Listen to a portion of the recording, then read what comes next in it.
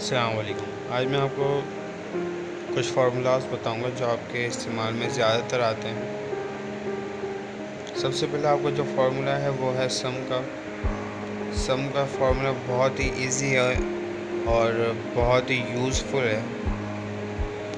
सम का फार्मूला हम जो इस्तेमाल करते हैं वो है हम एडिशन के लिए इस्तेमाल करते हैं। मतलब ये कि जितनी भी वैल्यूज़ हैं उसको एक साथ हम सेलेक्ट करके हम उसको प्लस कर सकते हैं सम के फार्मूले के साथ। दूसरा तरीका ये होता है प्लस करने का कि आप इक्वल के साथ एक वैल्यू लिखें, इसके साथ प्लस लगाएं, फिर दूसरी वैल्यू, फिर प्लस, मतलब हर वैल्यू के दरमियान आप प्लस लगाएं और आखिर में इंटर प्रेस करें तो आपके सामने जवाब आ जाएगा। लेकिन इसका आसान हल ये है कि हम इसमें सम का फार्मूला इस्तेमाल करें। ये भी आपने ऑटो सम पे क्लिक किया तो मतलब ये ऑटोमेटिकली फार्मूला अप्लाई हो गया। इसमें हमें कोई फार्मूला लगाने की ज़रूरत नहीं पड़ी।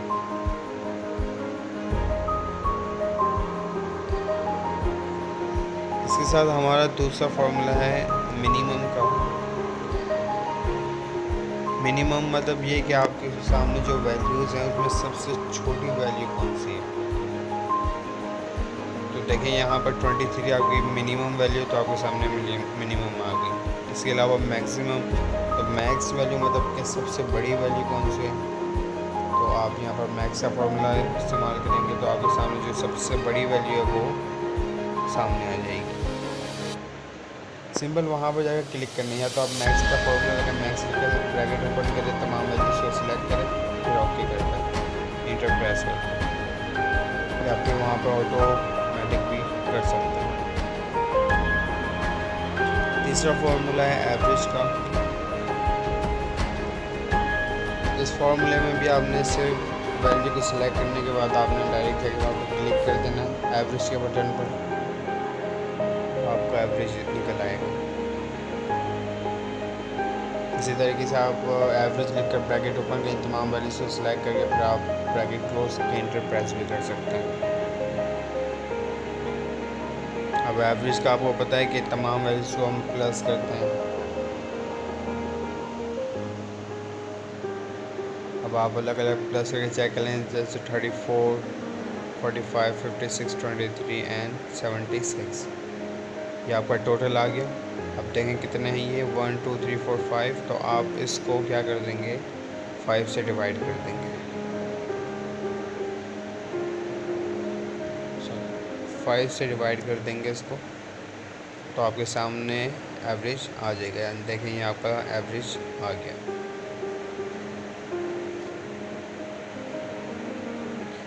इसी तरीके से आपका है एक है काउंट नंबर फार्मूला। मतलब ये कि आपके नंबर कितने हैं, मतलब ये कि आपने लिखे हुए हैं 4 नंबर, तो आपके सामने लिखा हुआ आ जाएगा 4 नंबर। जैसे यहाँ पर अभी मैं 5 लिखे, यहाँ पर मैंने 5 लिखे। अब आप इसको काउंट करवाना चाह रहे हैं तो आप कैसे करेंगे, आपने इक्वल के साथ काउंट का फार्मूला लगाना है, काउंट नंबर।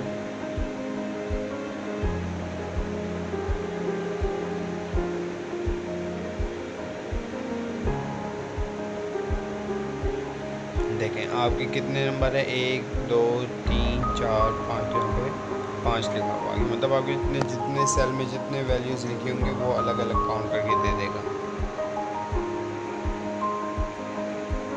इसी तरीके से आपका एक फार्मूला है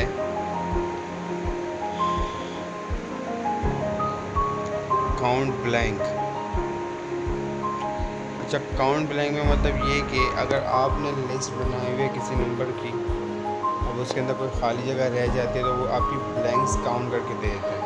आपने यहाँ पे काउंट ब्लैंक का फार्मूला लगाना, ब्रैकेट ओपन, और आप इन वैल्यू को क्या करते हैं, सिलेक्ट कर देंगे और इंटर प्रेस कर देंगे। अब देखिए यहाँ पे कोई भी ब्लैंक नहीं है, इस वजह से यहाँ पर 0 लिखा हुआ है। अब देखिए वहाँ पर मैंने एक वैल्यू उठा दी, यहाँ पर 1 लिखा हुआ है, 2 उठा दी 2, मतलब ये ब्लैंक को काउंट कर लो। तो काउंट ब्लैंक का फार्मूला इस्तेमाल करते हैं। देखिए सारी ब्लैंक है तो यहाँ पर 5 लिखा हुआ है।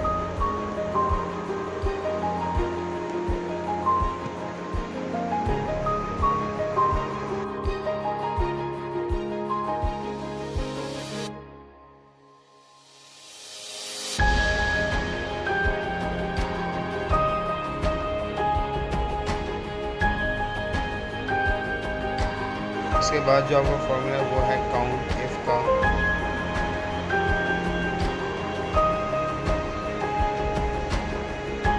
तमाम वैल्यूज को कॉपी कर लें।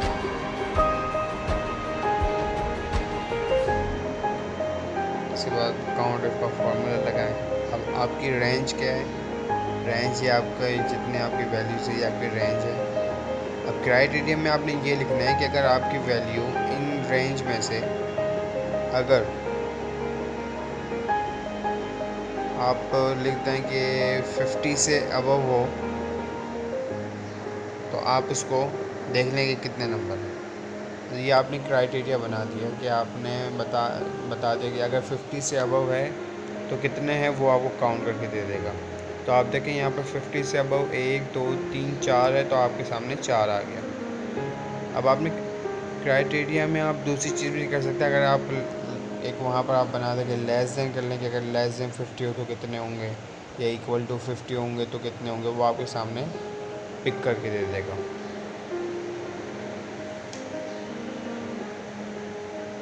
अब काउंट इफ का फॉर्मूला लेस देन में लगा के चेक कर लें। सबसे पहले आपकी रेंज आ गई। अब रेंज में आप क्राइटेरिया में आप इन्वर्टेड कॉमास में लिखते हैं कि लेस देन आप 100 कर लें। तो लेस देन 100 कितना है? सारे ही लेस देन 100 है तो आपके सामने 5 लिखा हुआ आ गया। अब मैं इसकी अगर वैल्यू चेंज करता हूँ, यहाँ पर लिखते हैं आप 110 तो आप काउंट कर लें। देखें पहले 4 आगे 150 के बाद देखें अब लेस देन 100 3 नंबर है तो आपके सामने 3 काउंट करके दे दिए उसने। इसी तरीके से काउंट इफ का आप फॉर्मूला इक्वल टू के चेक कर लें, इक्वल टू के उसमें चेक कर लें कि अगर आपकी वैल्यू इसके इक्वल है तो आप कितनी इक्वल है वो आपके सामने पिक करके दे देगा। इक्वल 50 कर लें। अब देखें 50 के बराबर कोई भी वैल्यू नहीं तो वहाँ पर 0 लिखा हुआ आ गया। अब अगर मैं इसको 50 करता हूँ देखिए वहाँ पर 1 लिखा हुआ आ गया।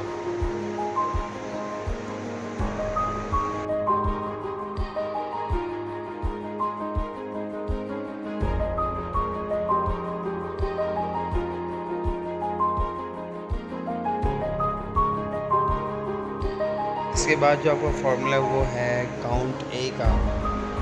अब जैसे आपने वहाँ पर काउंट ब्लैंक किया था, अब यहाँ पर आप काउंट ए में चेक करेंगे कि आपके पास जो रेंज है, रेंज के अंदर आपके कितने सेल में आपने वैल्यू लिखी हुई है वो आपको काउंट करके दे देगा काउंट ए फॉर्मूले के ज़रिए।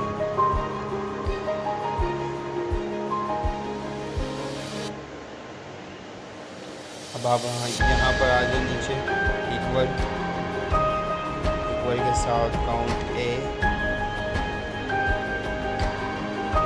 और आप ये रेंज वैल्यू को सिलेक्ट करें। अब आप चेक कर लें ये जो आपने सिलेक्शन ली है उसके अंदर आप देखें 1 2 3 4 5 6 ये 6 मतलब 6 सेल में आपने नंबर लिखे हुए थे, कोई भी वैल्यू लिखी हुई तो आपके सामने ये उसने काउंट ए के ज़रिए मालूम करके दे दिया।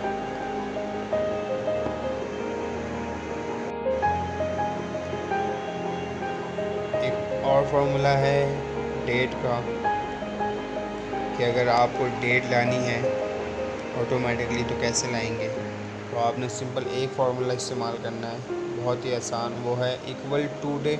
इसके अंदर कोई वैल्यू नहीं लिखनी है आपने, कोई वैल्यू कोई नंबर आपने इसके अंदर नहीं लिखना। आपने डायरेक्ट ब्रैकेट ओपन करके ब्रैकेट क्लोज कर देंगे। जो आपके कंप्यूटर में टाइम डेट आ रही होगी वही डेट आपके उस फार्मूले में आ जाएगी।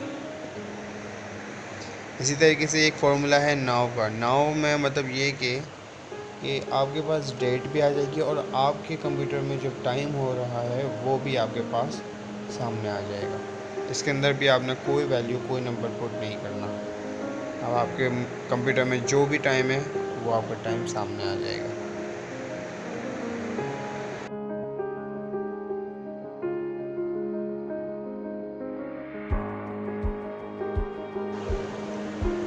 एक और फॉर्मूला है डेट का।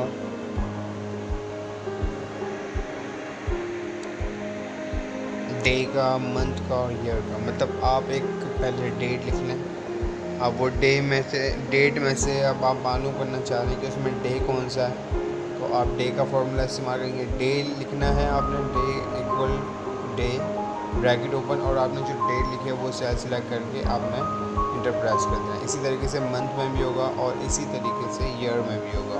मंथ में आप मंथ लिखेंगे, ईयर मंथ का फार्मूला इस्तेमाल करेंगे, ईयर में ईयर का फार्मूला इस्तेमाल करेंगे। तो आपको सामने देखें इसके अंदर 8 डेट आ गई, 5 मंथ आ गया और ईयर आपका 2020 आ गया। एक और फार्मूला आपके पास डेट का। डेट के फार्मूले में क्या होगा कि आपको अगर पता है कि डेट ये है, महीना ये है और ईयर ये है, तो आप वहाँ पर लिख दें सबसे पहले ईयर 2020 कॉमा फिर मंथ, उसके बाद आप डेट लिख दें।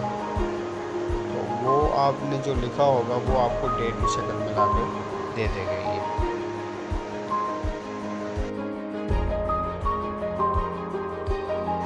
इसी तरीके से एक और फार्मूला है शीट का। शीट के फार्मूले में क्या होता है कि आप इस शीट पर मौजूद हैं, शीट 1 है, शीट 2 है, शीट 3 है। अगर शीट 1 पर लिख कर रहकर आप ये शीट का फार्मूला इस्तेमाल करें तो आपके सामने 1 आ जाएगा। इसके अंदर कोई वैल्यू पुट नहीं करनी। लेकिन अभी आप शीट 1 पर हैं तो आप शीट 1 लिखा हुआ आ जाए। 2 पर आकर लिखें sheet bracket open and bracket close, तो अब आप देखें यहाँ पर ऑटोमेटिकली 2 लिखा हुआ आ गया। मतलब ये कि आप शीट के ऊपर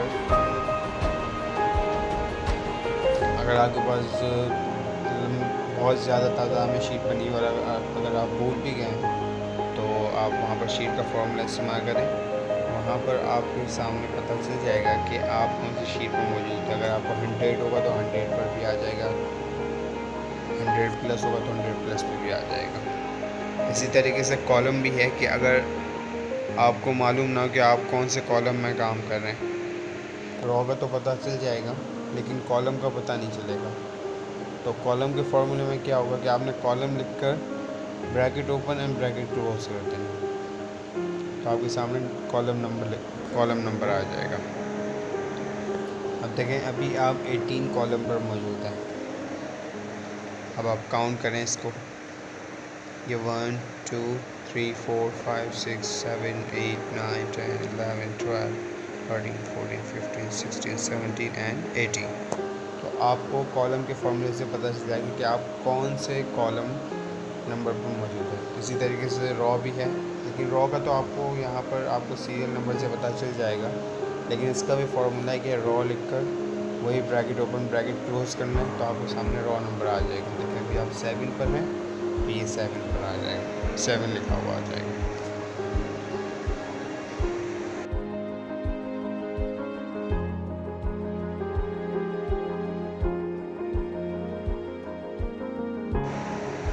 अब आप देखें सबसे लास्ट कॉलम पर आ जाए, वहाँ पर अगर आपको मालूम करना है कि टोटल कॉलम एक शीट में कितने होते हैं, तो लास्ट पर आकर आपने कॉलम का फार्मूला इस्तेमाल करना है। तो आपको पता चलेगा कि 16,384 के मतलब हर शीट में 16,384 कॉलम